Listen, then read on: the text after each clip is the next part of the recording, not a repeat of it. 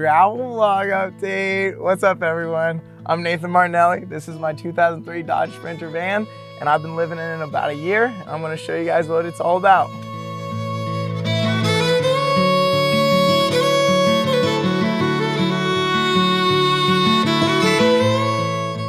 So for starters, favorite part of living in a van is this seat right here. That's what pushed me into van life. Is I want to travel and have a lot of cool experiences all over the place. I got this van and it was just an empty shell, but it only had 96,000 miles on it. And as a 2003, that's really, really good. And as the diesel too, that was two things that we really were looking for. I spent a lot of time in this seat, a lot. And so far, this van has proven itself super reliable and worthy of all that I've spent on it. The reason why I love this van so much is this is my third van. My first van was a Westfalia, and that van I rebuilt with my dad, and it was unreliable. And then my second van was a G20. I worked on that one a ton, and it was also kind of unreliable. And then I got this van, and I think that's why this has been the best aspect of the van, is this van has been flawless when it comes to function. One of the most important things that I've learned from getting a van is making sure it has a swivel seat, because it opens up this area. And so often I'll sit here and I pop up this table and I'll eat and I'll do everything here. So that's why like a swivel seat was crucial for me. I also wanted to make sure this was as comfortable and fun and showed my characteristic up here. So I've got like a rabbit fur on my dash, and I've got like a steering wheel cover, and I got a suicide knob that I got from a truck stop in Iowa. And I think one thing is, like, I spend a lot of time here, like I've said. I just really enjoy, like, when people drive by, they can see a bit of my personality. So I was done with van life, and my dad, he's a dreamer. He's always talking about traveling and all that. And one day he came home with this van, empty shell, just sitting in our backyard. And everyone in my family's like, why did dad buy a van? Like, what's his point?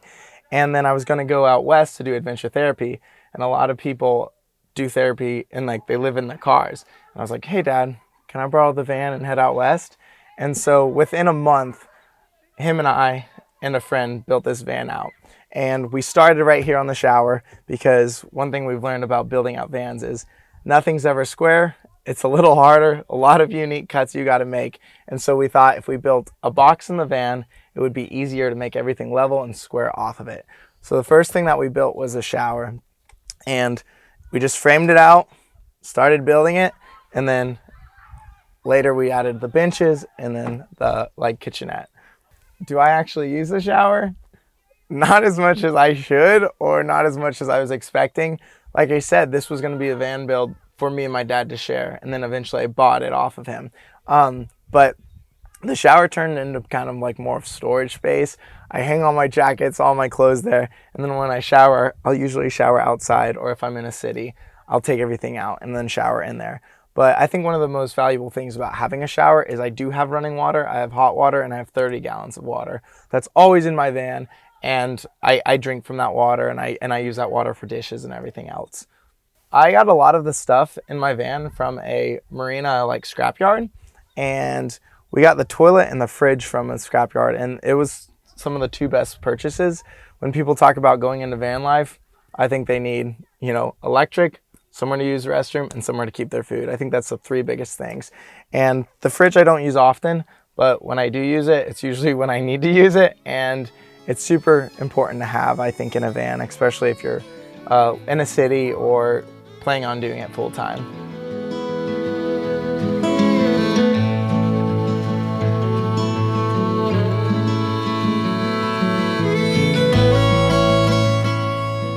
I would say one of the biggest things that pushed me into van life was I graduated college. I still didn't know what I was going to do with my life. I got a normal 9-to-5 job, and then all my friends started getting married.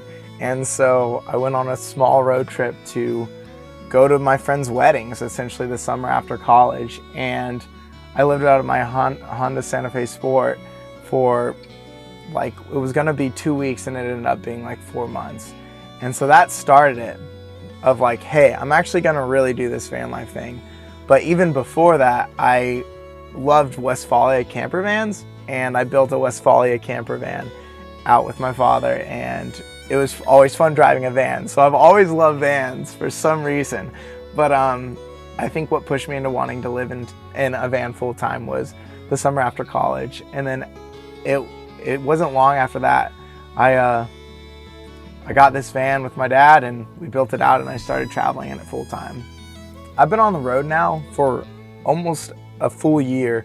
Coming up, I think in a week, will be my 1 year of being fully on the road, traveling, living full time out of my van. And then before that, I lived in a different van on and off. And then when I travel, I don't have any specific way that I travel.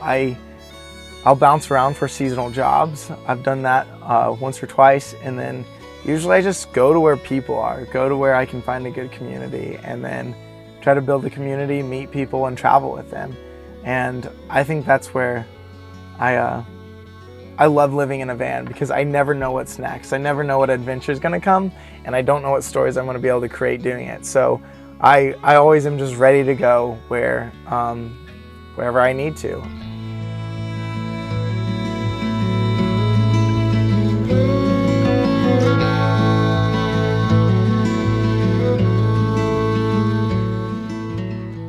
So moving a little bit further back in the van, I have all this storage.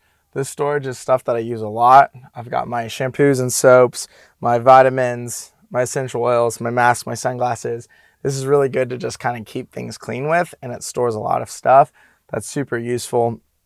I definitely use this a ton, and I feel like when you're watching van life videos, everyone's like, make sure you have a lot of storage. They're all right. The more storage you have, the better off you are. And then moving over here, this is my kitchenette. I have more storage here, and then I have 2 drawers that are kind of like my drunk drawers, and then I keep my pots and pans in, and then I have a Marina fridge down there. And then for sink and washing dishes, I just use my shower head, and I can turn it on and wash it here. That works really well, but I'd probably change it and put like one of the small Amazon push like sinks or something like that in here. Right above the sink, I have my voltage, where I can see how much watts I have in my batteries and how much are coming in from my solar panels. Right now I have 14.7 because I'm outside. I have two 200 watt solar panels and then 400 amp hours in my batteries, and that works perfect. So far I've never ran out of power, and I run my fridge 24/7, and then often I'm running my fans at night and then my LED lights. So far that system has been able to keep up with my van and my lifestyle pretty well. So this is my Max fan. I love this Max fan. When we installed it, we were looking at the circulation of air, and it would just pull air from the front windows to here. And I sleep in the back, and I wanted it to be a lot cooler. So my dad and I installed a window in the back, and it pulls air from there, and it circulates the air back there and keeps it a lot cooler. So I've been able to spend summers in this van, and even though they're warm, it's doable.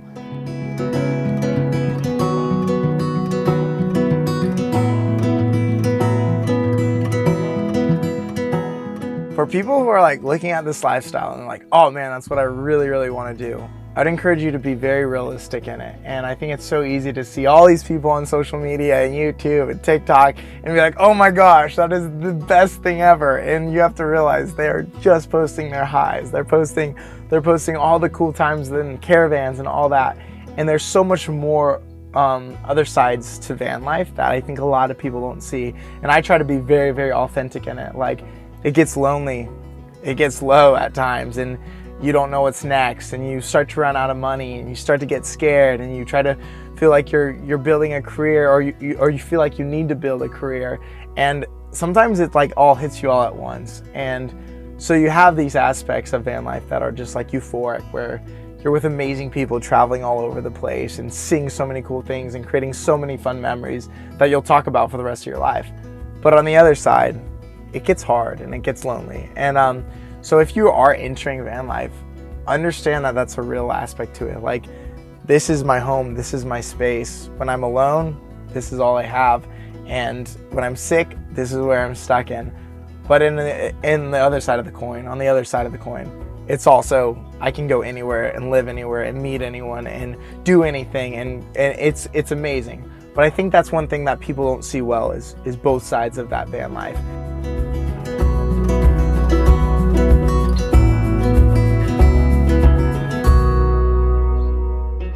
And And so for the back of the van, what we decided to do was portholes. We've seen a couple van builds that had this because cabinets are a pain to build and they rattle when you drive.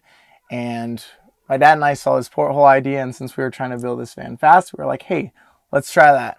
So those are 6x9 speaker portholes, and there's 3 different like bins in each side. And so I have my t-shirts, my dress t-shirts, my pants, my jackets, and then my underwear back there. And this is miscellaneous stuff.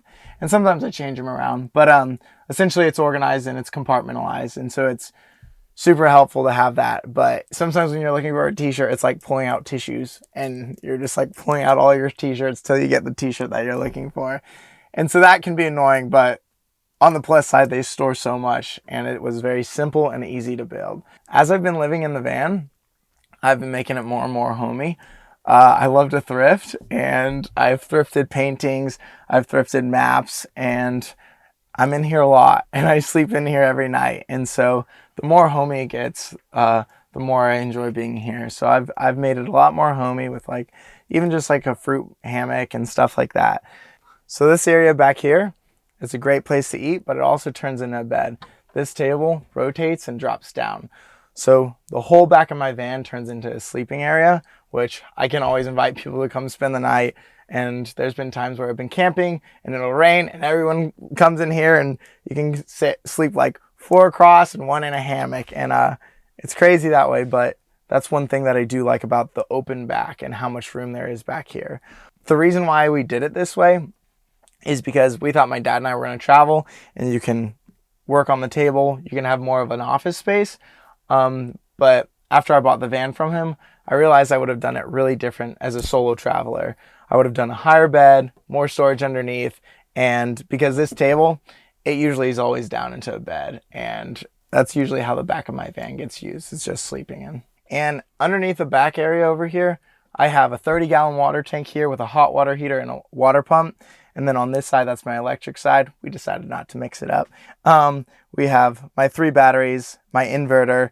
I have like my backpack and camping stuff under this side. And then I have bins in the back that have my like climbing and hiking stuff. So underneath them, all of them open up like a trunk, and it's a great place to store stuff that you don't use every day.